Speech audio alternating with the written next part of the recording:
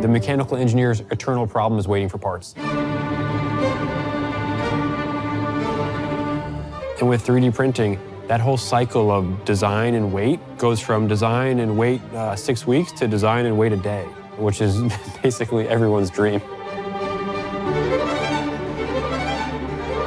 BattleBots to me is somewhere between a hobby and a career, right? It's not only what I cut my teeth in engineering on, but it's what I helped many, many new builders come into the sport doing. With the Markforged printers, it's the reliability that honestly gets you every time. If you can't trust your printer to leave it alone overnight, then you're not getting anything done any faster than you would with a conventional method. It's a super low effort, and I like low effort. Engineers, we're finding more and more lazy ways to change the world. Somebody once asked me why we put so much effort into how the printer looked and how it was built. And my answer was, if we don't care about how our product looks, why would you believe that we're going to care about how your part looks? This is industrial. I mean, this is a different scale. It's insane, to be honest with you, when you can think you can actually print a metal piece. I'll take the carbon pieces. I'm a carbon guy, a racing guy, carbon fiber the whole way. But it's incredible.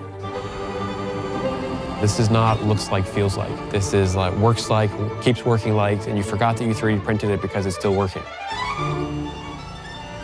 Most of the work that I do is in the orthopedics and trauma realm and trying to make a difference in people's lives. What I'm holding in my hands here, this is a external fixator part.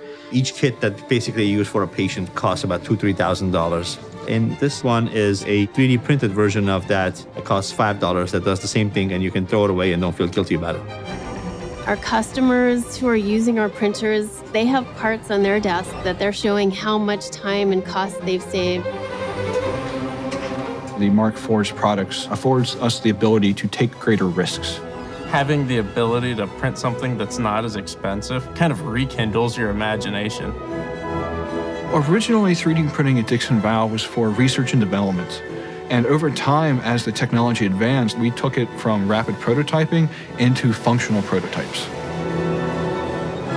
We can go in entirely different directions because we will be able to produce things that you can't produce other ways. At the end of the day, every engineer just wants to make a perfect design. 3D printing lets you get a little closer, or a lot closer.